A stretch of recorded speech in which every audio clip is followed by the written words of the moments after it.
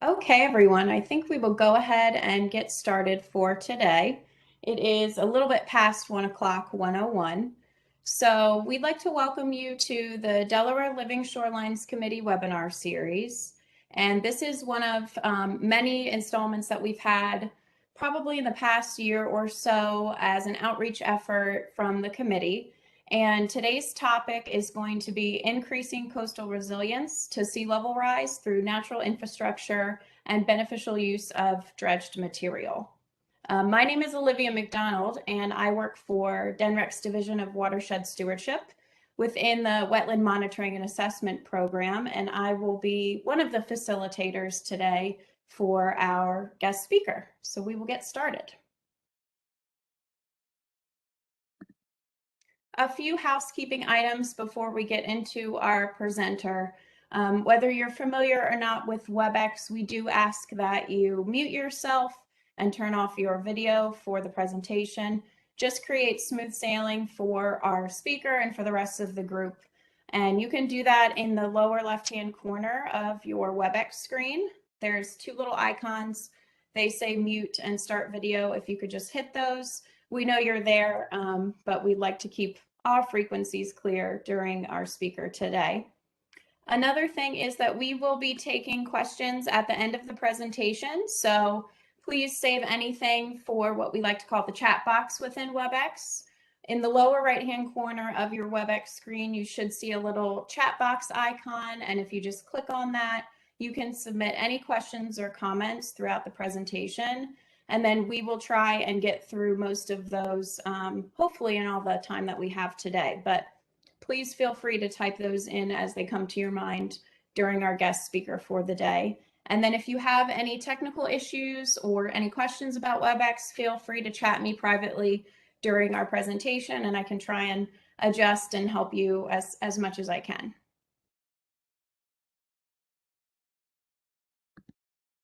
Another note, this webinar is being recorded for your viewing pleasure. So we like to post our webinars on our Delaware Living Shorelines Committee website, as well as put them on the DNREC YouTube channel. So if you feel like you've missed something or you want to share this with others in your network, you're more than welcome to, but it is being recorded as we speak.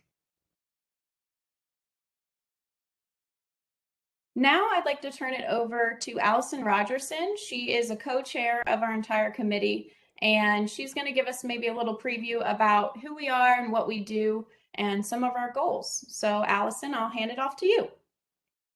Thanks, Olivia. Sure, just a little overview. My name is Allison Rogerson. I'm an environmental scientist with DNREC's Division of Watershed Stewardship. I also help lead the Wetland Monitoring and Assessment Program. And I, as Olivia mentioned, co-chair the Delaware Living Shorelines Committee with Dr. Danielle Krieger from the Partnership for the Delaware Estuary. We started this committee in about 2013. We have a variety of members that come from state and federal and private and academic entities, as well as some landowners and some municipal leaders who just want to keep their finger on the pulse of living shorelines. We're a voluntary committee. We meet twice a year. Right now we're meeting virtually still, and we have our next meeting coming up Wednesday, October 6th. They're open meetings. It's an open committee. If you're ever interested in joining, you can reach out to me or to Olivia, and we'd be happy to have you join in. If you like to just attend and see the presentations or hear about news, that's fine. If you'd like to get involved, we have some subcommittees as well that focus on anything from policy, education and outreach, implementation of living shoreline projects, engineering and design of living shorelines, and standards of practice as well. So there's kind of something for everyone if you want to get a little more involved. It's also a great networking opportunity. And this is one of the projects for the Education and Outreach Subcommittee, is hosting these great webinars every other month. And we're very excited to have Dr. Jackson from the University of Georgia on today to talk to us about coastal resilience. Let's take it away, Olivia. Thank you, Allison. So it's my pleasure to introduce our guest speaker for today for the webinar. We have Dr. C-Rhett Jackson with us from the University of Georgia presenting today, and I will let him give a whole spiel about who he is and his background, but just wanted to give him a big welcome. And Rhett, I will stop sharing my screen and you can— I'm on a webinar, but I couldn't hear what you just said, but you haven't fixed it. Under site, take out the IWPA and put in DE. Just a reminder What to I'm looking at please still hit has the mute button IWPA on on there. your WebEx screen. Did you remove your sign off before you tried to do that? Okay, you can't do nothing lasting until you take your signature off. Hey, Rob, Right. can you mute Didn't yourself? happen. So thanks, everybody. Thanks, Olivia, for the introduction. My name's Rhett Jackson. And as has already been said, I'm at the University of Georgia. I'm going to start out with just saying a little bit about me and what I'm working on and who I'm working with. I'm a hydrologist with 3 engineering degrees who works in a school of forestry and natural resources. I've spent most of my career thinking about aquatic habitat and freshwater streams and rivers, and only recently have I started working on coastal issues. At the University of Georgia, I'm a member of what we call the Institute for Resilient Infrastructure Systems. IRIS is our acronym for it. And basically, we're a group of engineers and scientists that think about how to make infrastructure more resilient to both extreme weather events and to climate change. And recently, we've entered a collaboration with the United States Army Corps of Engineers, their Engineer Research and Development Center. ERDIC is their acronym. And we call this collaboration the Network for Engineering with Nature. And we're working with the Corps of Engineers on developing standards, monitoring protocols, and life cycle analyses for natural infrastructure and engineering with nature. I'm also part of the River Basin Center here at the University of Georgia. What I want to talk about today is how we increase coastal resilience to sea level rise. And part of that is through natural infrastructure and the beneficial use of dredged materials. And we'll get into what we mean by that later. But anybody who's lived on the coast for the last 20 years knows that sea level is rising just from their experience, just by seeing what happens to the high tides and how they keep getting higher and how storm damages are getting worse. So sea level rise is actually a lot more complicated than you would think it would be. So here's the sea level rise graph from a NOAA station off the coast of Savannah, Georgia, near what we call Fort Pulaski. And this is a long record. This is from the mid-30s to the present. And you can see over the long record, it's really clear that sea level is rising. But if you pick shorter periods within this, say we pick the period from 1950 to 1970, it really wouldn't seem like anything was happening with sea level rise. But we take the last 16 years or so from say about 2005 to the present, and that sea level rise has been quite dramatic during that period. But over the longer period, it's pretty obvious. And, you know, these sea level rise graphs actually vary quite a bit from place to place. This is the global average sea level rise. And the sea level rise here is described relative to the average for 1993 to 2008. So this record goes back to 1880 and goes to the present. And over that period, you can see sea level rise of over 200 millimeters. Now, when it comes to sea level rise, not every state is the same. All right. So what we see off Georgia is not the same as you see off Delaware. In fact, the mid-Atlantic states have had the highest sea level rise around the United States, except for the Texas Gulf Coast. And part of this reason in the spatial variability in sea level rise predictions has to do with differences in isostatic rebound following the last continental glaciation. Part of it has to do, like if you're in the oil drilling areas, isostatic rebound due to the or collapse due to taking fossil fuels out of the ground. In some places, the differences are due to tectonic effects. So not one state's sea level rise story cannot be extrapolated to every other state's sea level rise story. But looking at the data in a whole, and even though there's a lot of uncertainty in sea level rise predictions, increases of 2 to 3 feet by the year 2100 are reasonable. So this talk is sort of predicated on the idea that we need to get our coastlines ready for 2 to 3 feet of sea level rise.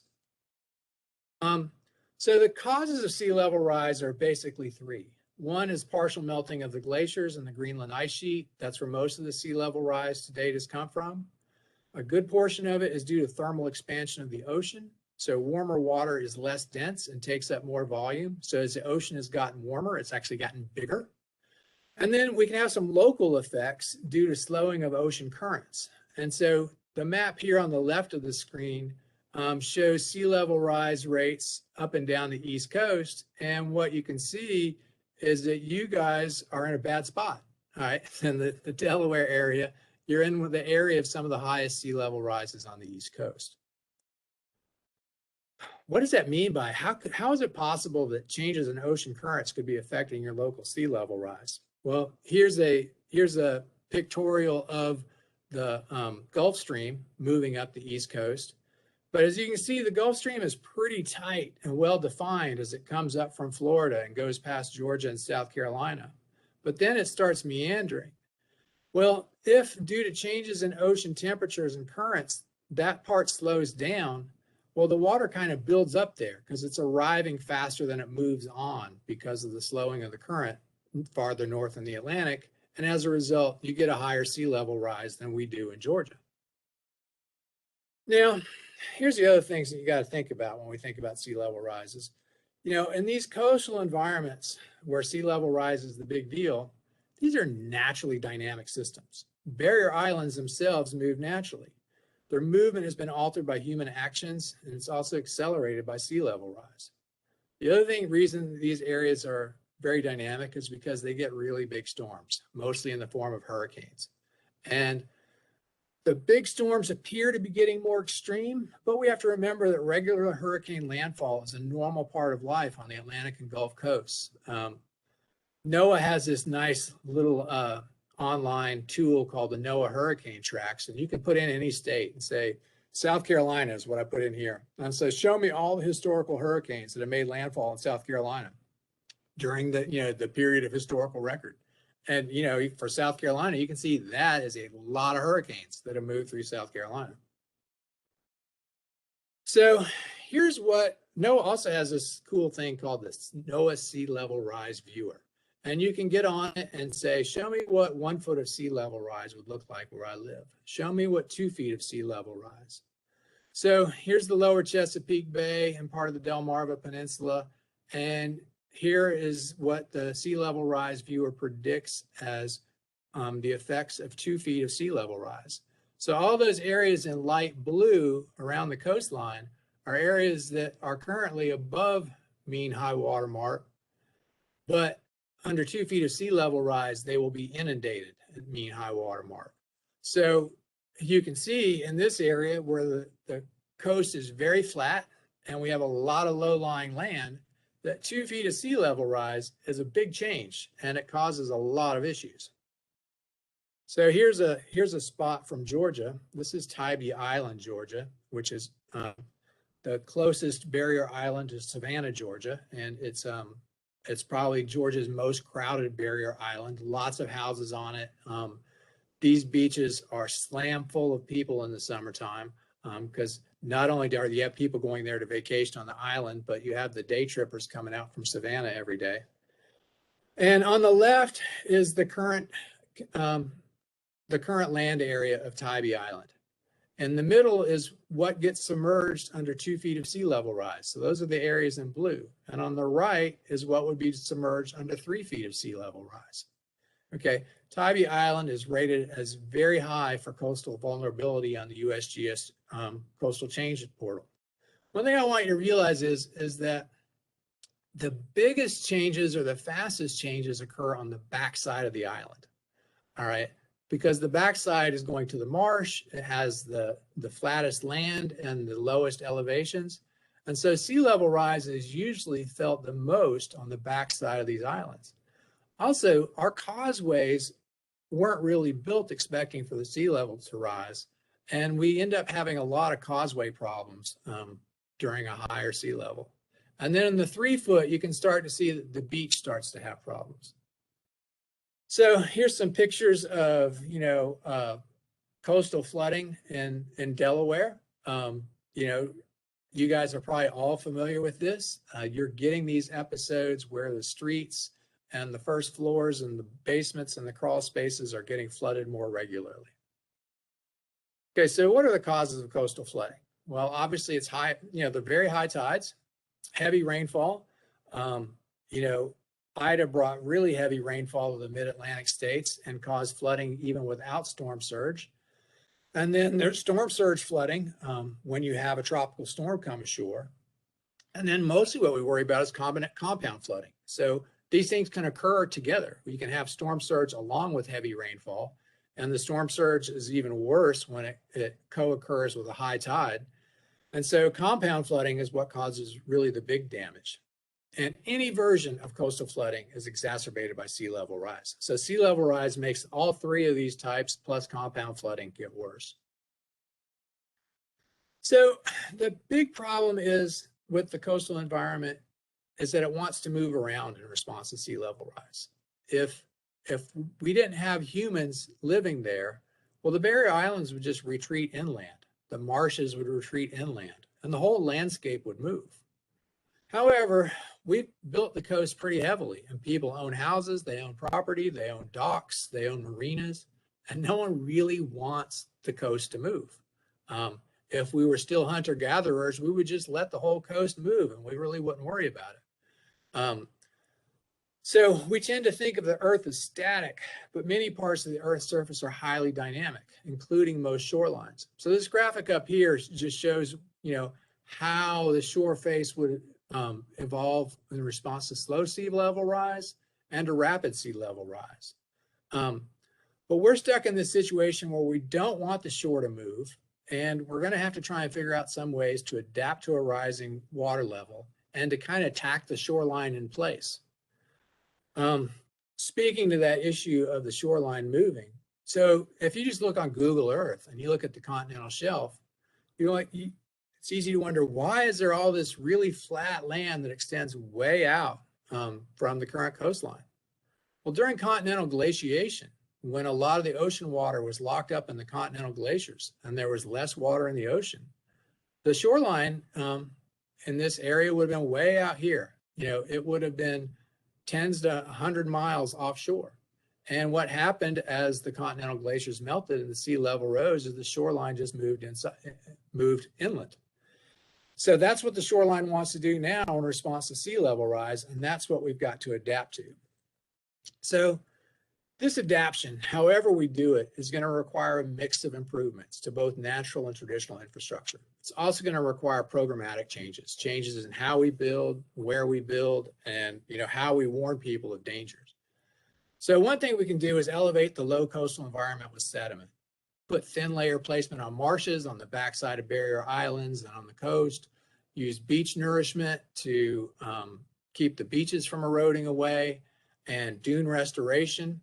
The beach and the dunes are really important for dampening the energy of storm surge. If you don't have a good beach and you don't have dunes, and the storm surge is much more likely to wash through the houses on the coast, having a beach and a dune system are protective of the development.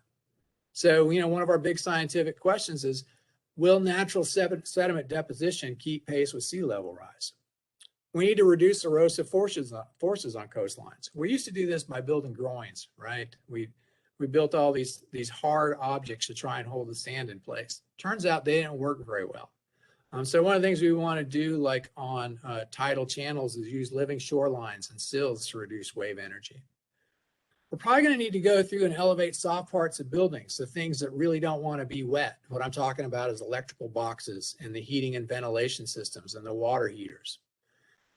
Beyond that, we might want to elevate buildings themselves and relocate houses. We're going to have to adapt our infrastructure, raise the roads, install stormwater pumps to get the water off the low coastal environment when the sea level's high, harden the sewer system. I'll probably need to change building codes in response to all these things. And, in the end, we might have to identify areas where we're going to engage in managed retreat. The other option is just hope for the best. It doesn't matter what we do, costs are going to be high. And we can reduce costs and reduce disruptions if we go ahead and start planning and adapting rather than waiting for each big storm to cause us to rebuild. So what do we mean by natural infrastructure? So natural infrastructure is the things that are out there normally, but now we probably need to engineer them a little bit. So a beach, in terms of reducing storm surge, is natural infrastructure. Dunes are natural infrastructure. The marsh is natural infrastructure. And so part of what we're trying to figure out how to do is how to basically enhance the natural infrastructure that's already out there through engineered natural infrastructure. So your whole committee is about living shorelines. So that's one of the things that we can be looking at. Thin layer placement is an idea that is being used in some places. I would say it's still somewhat controversial, because basically what you do is you take dredged material and you basically pump the sluice materials out onto a marsh in what we call a thin layer. A thin layer is typically around the range of 6 inches. If you put that much sediment on the marsh grasses will still grow through it. You won't kill off the marsh. There are scientific questions about how much thin layer you can put on at a time, how frequently you can do it, but that's an idea for raising the marshes. Dune restoration, I'm sure you're all familiar with, but dune restoration also requires that you have a good beach. And in some cases, our beaches are now quite narrow. So beach nourishment is part of increasing the natural infrastructure. And then we can build sills and breakwaters with, say, with oysters or features that might become coral reefs to reduce wave energy on the shoreline. So this is an idea of these are examples of thin layer placement at the top. In this case, we're using river dredge materials. One thing I'm going to talk about is the fact that the Corps of Engineers is dredging the rivers that support our harbors all the time. And so if you're near one of the harbors that's dredged, there's a supply of dredged materials that's available. Here's an example of a shoreline here in Georgia on Sapelo Island that was eroding. You can see in the lower left picture, the erosion was pretty severe. And we went through and staked it and planted it and put oysters at the bottom and are basically created a living shoreline there.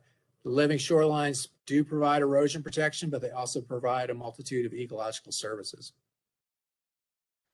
The top 2 pictures show an example of the effects of beach nourishment. So that's Belle Island, Louisiana. This is an area that just got hit hard by the last hurricane.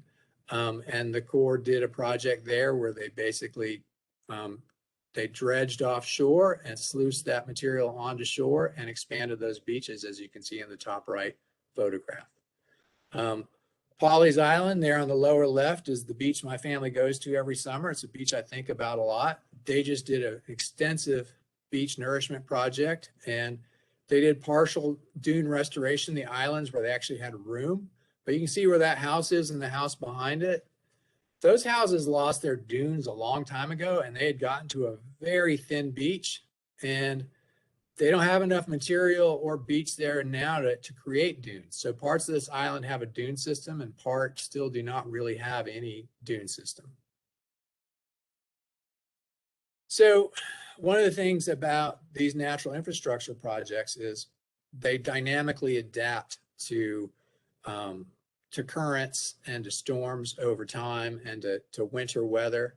And so over here on the left, you see a cartoon of how the beach profile will change after beach restoration or beach nourishment.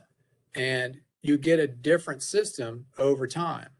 Then there's also this question of how long will that sand stay there if you know you already have a longshore erosion? So how often are you going to have to do renourishment? This is one of the scientific questions that we're still looking at for our life cycle analysis, but you can probably count on the fact that you probably have to redo it every 13 to 20 years.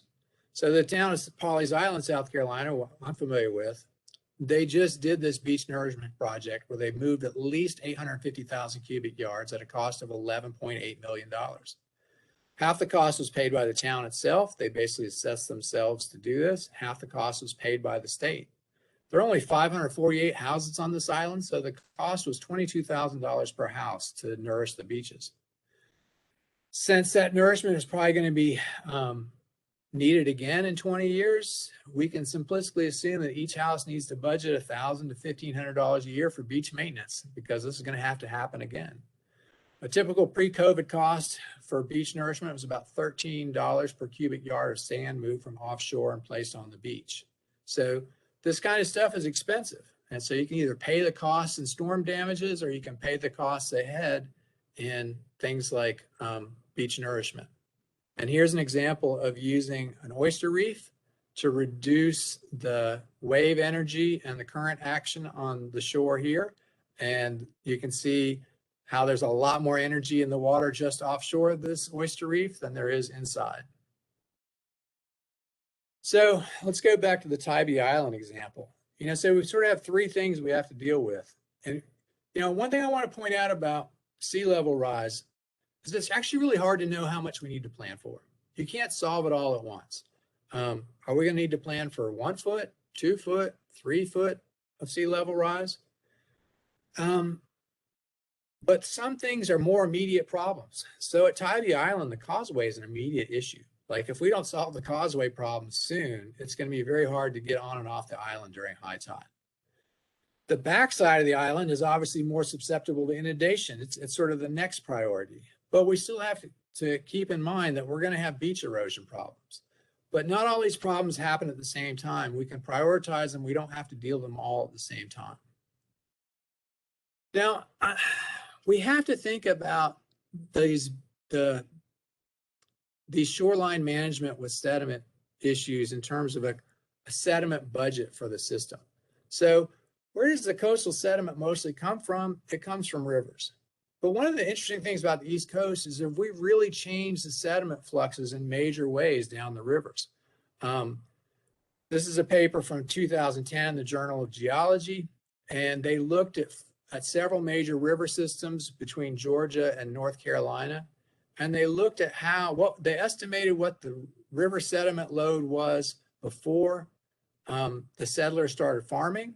They looked at it in the period after farming, and then they looked at it in the period after the dam construction period of 1948 to 1956. So we really have three very different periods for sediment movement in our rivers. Pre-European, European farming, and post-reservoir construction, because a lot of sediment that used to move to the coast is now trapped in the reservoirs.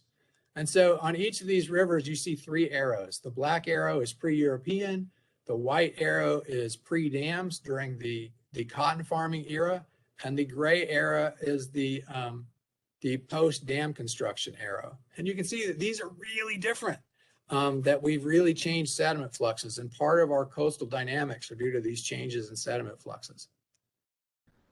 Now, with the Corps of Engineers, they're dredging all the time anyway. So this is a map of major ports in the US that have dredging to keep the ports open. And, if you look up and down the East Coast, we've got a lot of places where the Corps of Engineers is dredging. Typically in the past, what they did was just put those dredge materials in a big pile in the estuary. And we call those confined disposal facilities. Well, there's a lot of material sitting there that could actually be pumped out and used again. So there's a source of sediment in that sediment budget. And then there's the sediment that they're dredging every year, and that's a potential source of sediment. So when we think about the sediment budget idea, we have to think about, all right, how much is coming down the river? How much is being lost or deposited in the reservoirs? How much is making it to the estuary? How much do we currently have stored in the confined containment facilities? How much are we currently dredging? And then we got to start looking at the coastline. Who needs sediment? Where and how much sediment is needed for coastal adaptation? Which barrier islands don't need protection? So for example, in Georgia and South Carolina, we have a number of barrier islands that are basically undeveloped, and they're either privately owned and essentially managed as wildlife refuges, or they're owned by the U.S. Fish and Wildlife Service as wildlife refuges. So those undeveloped barrier islands will probably just let move and adapt as they will naturally. But the ones where humans have a lot of building on them, we probably are going to need to figure out some way to adapt. The price of the sediment is going to depend on location. And then for all these things, we've got these life cycle questions. How long does a beach nourishment project last? How long, how stable are thin layer placements? So if we look at it in the broader scale, I've been talking about using sediment and natural infrastructure, but we've got to be thinking about these things in concert with traditional infrastructure, like drainage improvements, elevating the buildings, relocating buildings to safer spots, having better flood warning and evacuation systems, and then incorporating with that the living shoreline features and the natural infrastructure features. So natural infrastructure itself is not going to solve this problem. Traditional infrastructure is not going to solve this problem. We've got to deal with it on a sort of a multiple levels at the same time. Another point I want to make is that we can't fix coastal flooding problems. It's not like we can go do a bunch of things and say, oh, we're done. It's all good. Everyone quit worrying about it. Coastal flooding is like living with a chronic disease. We're going to have to just manage it and sort of improve the symptoms, maintain our quality of life, but thinking about the fact that you're going to have to adapt and spend money over time. You can't just fix it once. Another point I want to make is that climate change is inherently unfair. The burdens are highly unequal. Also, the accessibility to coastal benefits are unequal. So a lot of the cost of adaptation will be borne by people who aren't directly benefited by the benefits of adaptation. Some communities, due to their wealth, are much better positioned to fund climate change adaptation. Some communities are not very well suited to that. So we have questions about who's going to pay, by what mechanisms, and who's going to benefit. You know, this really gets to a larger sort of philosophical question. Are we a society that works for the common good, or are we a collection of individuals uninterested in a strong central government? I mean, that basic philosophical question really is important to figuring out how we're going to adapt to climate change. So one of the things I've learned in my relatively recent foray into sea level rise issues is there are a lot of people thinking about sea level rise. There are a lot of cool sources of information and toolkits on the web. This is just a sampling of interesting links for learning about coastal vulnerability to sea level rise. By the way, I've made this PowerPoint available to Olivia, and she's welcome to use it however she sees fit. Share it. And I want to thank you. I hope this was interesting. I see that there have been a number of questions that have gone to the chat, so I haven't looked at them yet because I've been talking. But I'm happy to take questions. And, you know, I'm leaving you with this sort of broad view again from the Army Corps of Engineers ERDIC group, you know, that we really can't deal with coastal sea level rise in any one way. It's going to take a bunch of strategies and a bunch of programs working together to reduce the effects of sea level rise and maintain our lifestyles on the coast. Thanks. Thank you, Rhett, for the presentation. We will look through the chat box and address some of the questions that came in. So it looks like the first one was towards the beginning of your presentation asking, what about wind causing flooding too? And what that might look like. Yeah, so that's what I mean by storm surge. So storm surge is when the wind is pushing water on shore.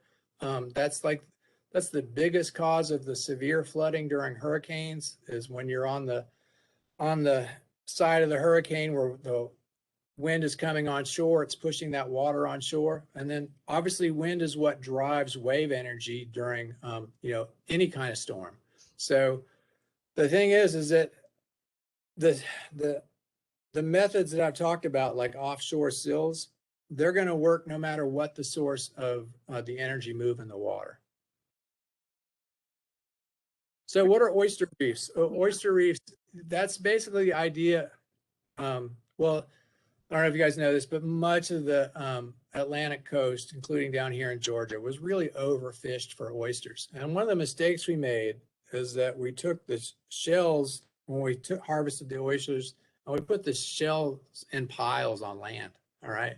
Well, the oysters actually needed those shells back in the water to help them maintain their reefs and to keep growing. So oyster reefs really are intended to be built up as a living new oyster reef and to be self-sustaining by having oysters reproducing and holding them together. So there are ways to do that where you basically kind of start a starter oyster farm and let it take off from there. But what you're really trying to do is build conditions that are appropriate for the oysters to essentially populate. Great, thank you.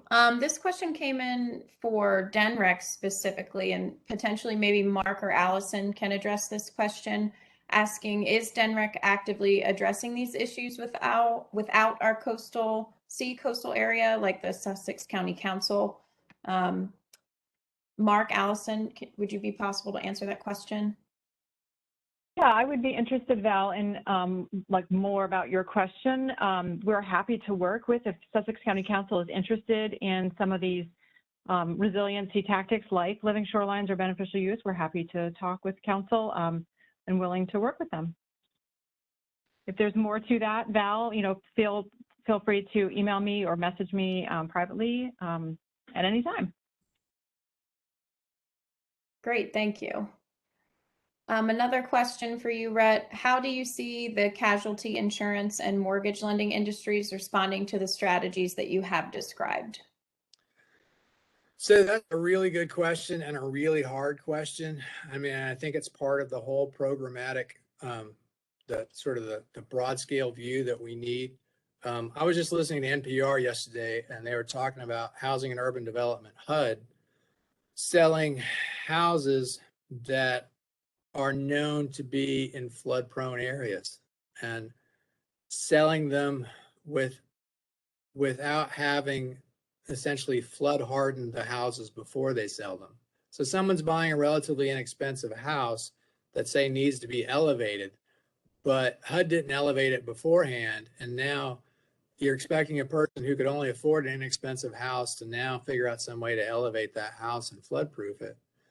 So I think both federal policies and insurance industry policies need to figure out ways to help homeowners reduce the likelihood of flood damages. So if you're an insurance company, what you don't want to do is pay out claims, right? Well, maybe part of the way you do that is incentivize the people you're insuring to do things that will reduce their flood damages, like elevate the house or elevate the electrical box or the HVAC system. I think climate change is going to require us to rethink a lot of things that, we haven't really changed in a long time, including how we insure flooding. Thank you. Oh, we've got another long one coming in. This says, I have been fortunate to vacation with the family on the South Carolina coast as well. And that particular beach utilizes groins separated by about 0.1 mile distance. Over the course of a week, I noticed changes to the beach due to erosion. In your opinion, are groins an effective practice for natural infrastructure? So groins have been used effectively in a lot of rivers that want to meander, but their track record on beaches is actually really quite bad. They like beach nourishment, they're expensive, but they are probably actually less effective and need management more often. I think we can say goodbye to the groin era. That's a practice which, in terms of beach erosion, really hasn't proven itself to be very effective. Sorry, Kat, in the picture. That appears to be all the questions that we have for right now. Anyone else want to type anything in the chat box, comments or questions for Dr. Jackson? Okay. Oh, here we go. Do you see evidence of academic research centers around the country being to focus seriously on managed retreat? The key word there in the question is beginning. Yes, I would say people are beginning to focus seriously on managed retreat. I would say that managed retreat is still sort of far down people's, planners' view of like the way things ought to go. I think, as Americans, we view that as giving up. But I do think people are starting to think seriously about it.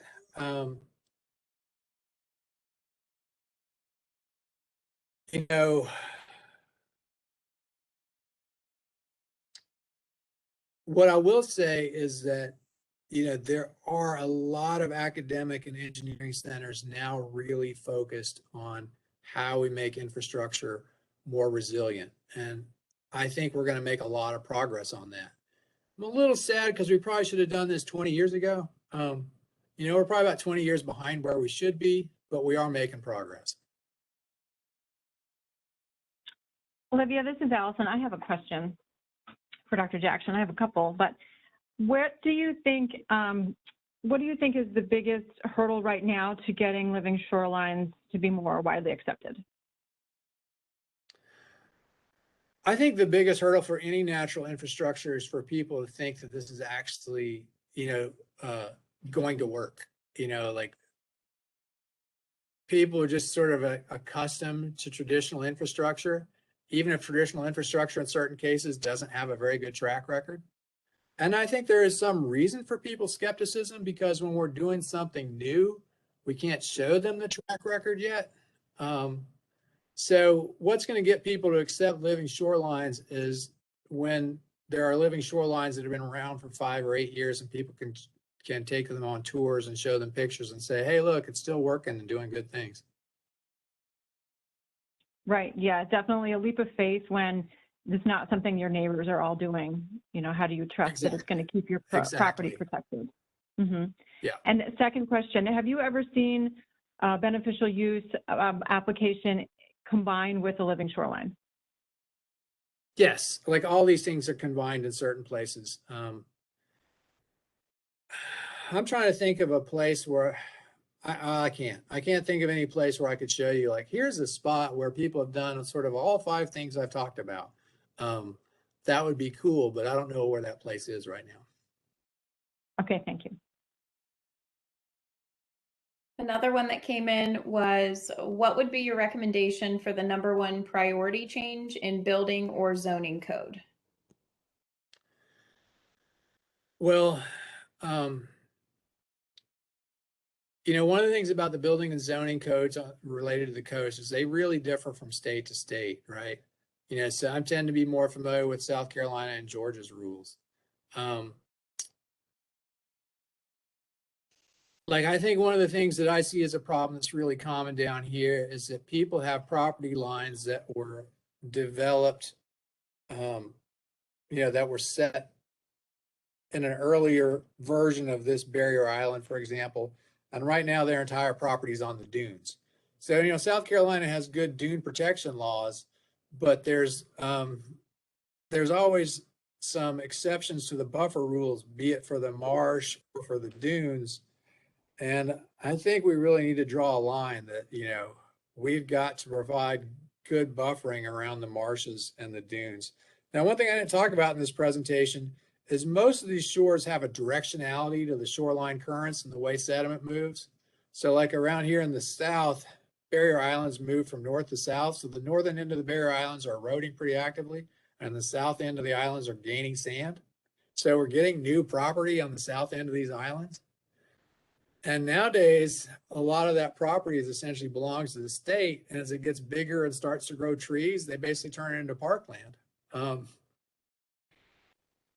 So in some ways, we're getting less private land as the private land erodes on the north side of the island and public land has grown on the south side of the island.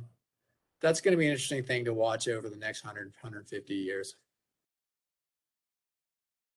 Up next, how can these methodologies be used for river shorelines? Okay, river shorelines. One of the things we're working on right now is, you know, in rivers, what we used to do is just put a levee on the side of the river and like just basically try and hold the river in during floods by building a bigger wall on the side of the river.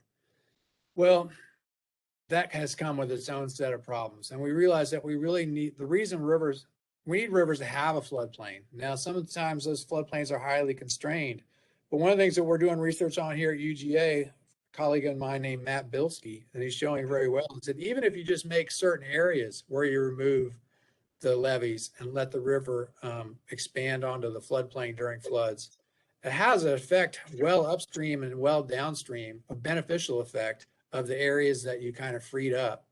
So one of the things that Matt is looking at is sort of like how frequently can you expand the floodplain and remove the levees and expand the floodplain and beneficially reduce the water levels on the whole river during storms.